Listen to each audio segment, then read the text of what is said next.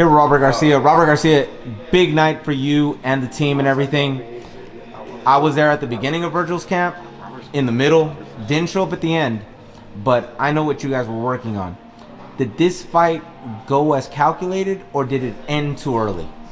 Look, it did end a little bit earlier than we expected. We trained for a championship fight, 12-round fights, but we all expected Vergil to win by knockout.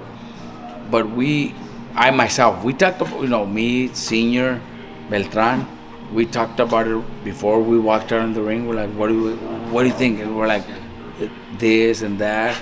I gave it 8 to 9 rounds. I always said 8, 9 rounds. Because I did believe in Vergil's power and condition and training camp to win by knockout. But I gave it 8 to 9 rounds.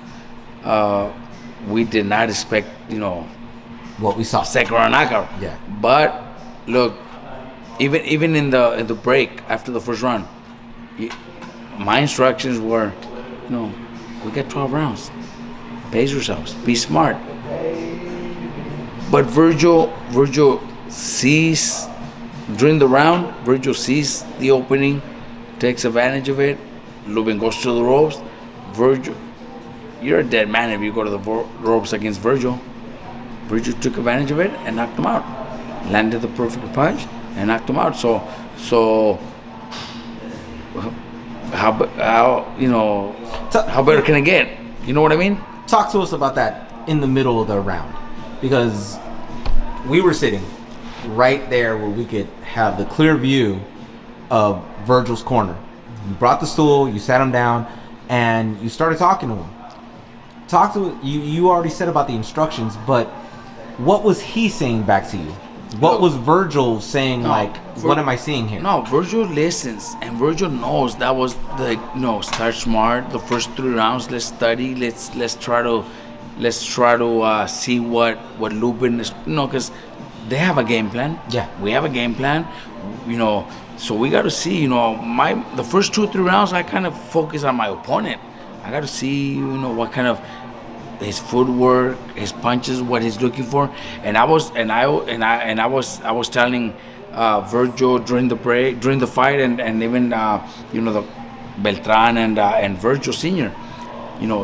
He's looking for that right. Lubin's looking for that opening, that punch to catch Vergil, off guard, but. Vergil's smart. Vergil's a smart kid. He did what he had to do. He was smart about it, and he seen the opening and took advantage of it.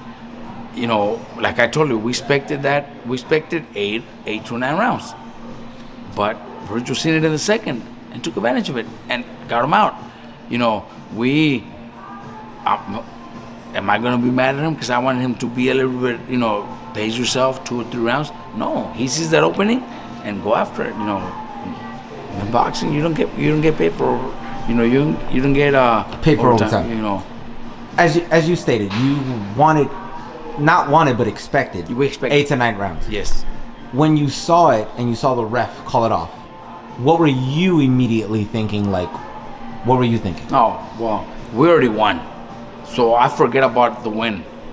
I'm looking at my opponent, and he's hurt. And what's the first thing that the commissioners do and everything? Bring the stool in. So I already know that, bro. The commissioners don't have to tell me. They were trying to tell me, get the stool in. No, I already know. I'm already walking in with the stool. I put the stool in, jump in the ring, grab it, and take it to my opponent. To Lubin. I'm not worried about Vergil. Vergil's celebrating. Yeah. Because he already won by knockout. I want to make sure that my opponent's okay, because this is a sport. He's a great person. He's got to go to his family too. He's got to go to his family back to Florida. He's got to go to his, maybe they were here, I don't know. But he has a family. So I went, put the stool, sat him down, put water on his head. And at the moment that I was going to start taking his gloves up, because that's the first thing you want to do. You want to make sure that there's no circulation on it. Take the gloves off. Then his team came in, and the commission told me, his team is here, so that's when I walked away. But my first reaction wasn't go celebrate with Vergil. Vergil's already won. He already won. He's already celebrating. I want to make sure my opponent's okay. I want to make sure he's good. he was still hurt. When I got there, he was still hurt. He was still pretty bad. So I put the stool, sat him down. Once he sat, I put water on his head. Then I started working on maybe taking off his gloves, but that's when his team came in and I walked away. Talk to us about that, the fraternity, the brotherhood that is boxing. Obviously, you're a trainer, you're an ex-fighter, ex-champion and everything like that. It's just instilled in you to do things like that, right? Look, it's because that's boxing, bro. Boxing's a sport. Boxing's a, I'm not going to go out there and fuck you, you got knocked the fuck out. No. Even if there was problems before the fight, the day of the weigh-in, even if there was people in his team talking shit, no, he's a fucking human being. He's got family. This is a sport. He's got people to go to. He's got a mom, a dad, that want to see him go home. I see all that, bro. I fought.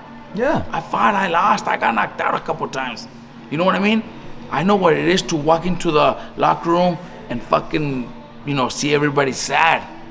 I know what going to the hotel and opening up the door and my mom being there waiting for me after I lost the fight. I've been through all that. So that's why my whoever my opponent is, I want to make sure he's okay too and he's safe. And once I see that, then I go celebrate with Vergil. Because Vergil already won. Yeah. I'm not going to go, I got to go. I wanted to go make sure that my opponent was okay. Not dismissing all that, but we got to obviously move on to the next. And what happened next was Boots Ennis, somebody who's been circulating Vergil, and Vergil has been circulating Boots since 147, came into the ring. They had a discussion. It was on the mic, off the mic. They said whatever they said to one another. Is that what you're seeking next, or do you believe that there's something more that Vergil could do before the Boots fight? That could be next, and it's a huge fight. But there's a lot of other fights out there for Vergil too. Look, Vergil's Mexican American. He became the fighter that everybody needs to fight, or everybody's gonna want to fight. That's what he became. He's Mexican American. He's Latino. He's got people seeing it. He's got the crowd behind him. He's got that in him. So that he's the one that everybody wants to fight. Errol Spence was there too. With that being said, exactly. I was going to go there. Imagine Errol Spence, Charlo. Charlo was there too. Who else was there? Boots. Again, all 154 had their eyes on Vergil tonight. Yes. Why? Because Vergil's the Mexican American. He's the golden boy, the Fernando Vargas, the one with the balls, the one De La with Hoya. De La Hoya. Yeah. That you gotta fight him to fucking make the biggest payday in your career. That's the one you gotta want to fight. Like I'm telling you, Errol Spence. I don't know what he's gonna do with his career. I know he's gone through some problems. He took a beating against Crawford. So I really don't know. But if he does, that would be huge. And does it's kind of questionable. I really don't know what he's gonna do. But Charlo was there, and as we were walking into the locker room, he was kind of walking away, and there was a few words back and forth, exchanges. So meaning he also wants part of it. So we have options, man.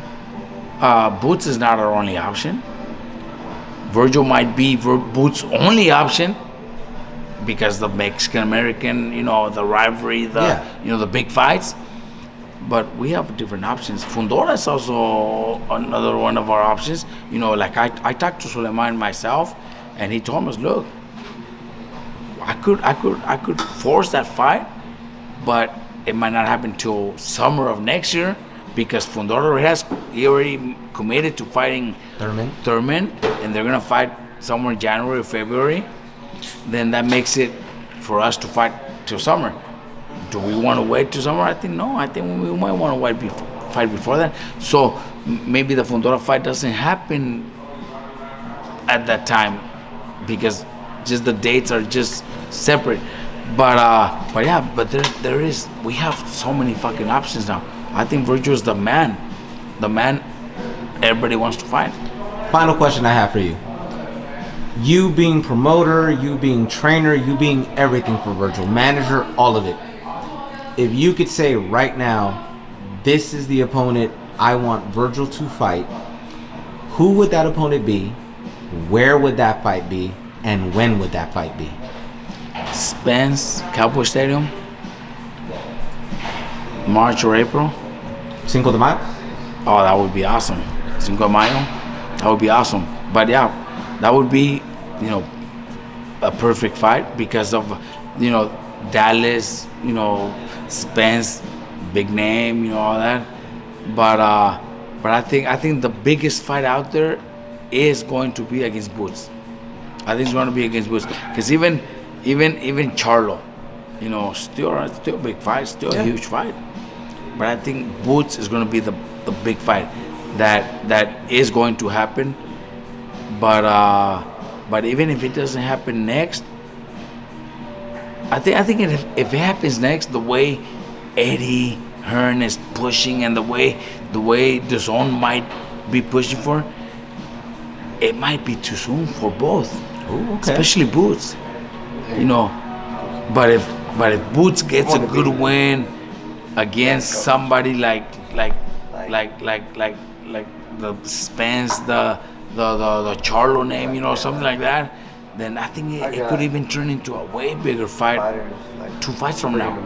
Gotcha. You know what I mean? Yeah. I really believe so, because that's the fight that will happen and needs to happen, but it doesn't have to be next. But if it's next, we're gonna do it. We're gonna do it.